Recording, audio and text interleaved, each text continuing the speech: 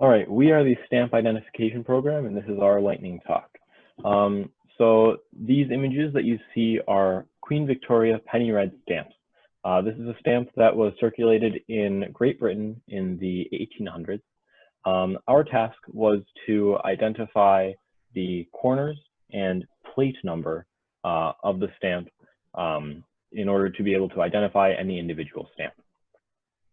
The reason that we need to do this is because, as you can see on the three stamps on the left, often these stamps have ink on them that obscures part or all of the plate number or corner. So a human might not be able to determine what kind of stamp it is.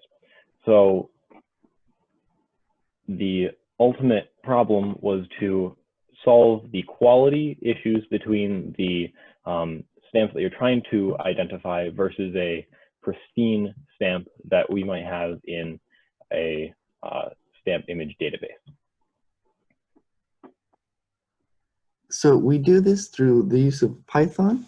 We take in an input image. We do some image processing using OpenCV for edge detection, so we can crop out the corners directly, because each stamp has unique corners that map to the plate number.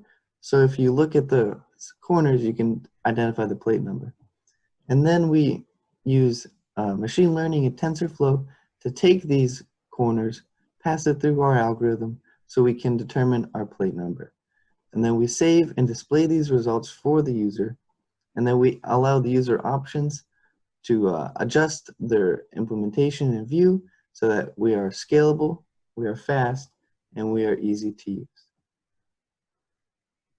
To ensure the actual accuracy of the program, we also run stamps that were collected through Google Images and other outside collections through a test bench that'll test whether or not the corners were able to be cropped accurately, whether or not the plate number was able to be identified correctly, and whether or not the corners were able to be identified correctly.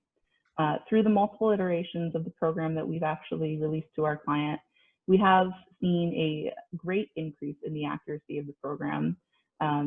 The corners were tested at about 80% accuracy the last time that we had released a deliverable. And the plate identification was also seeing 86% accuracy.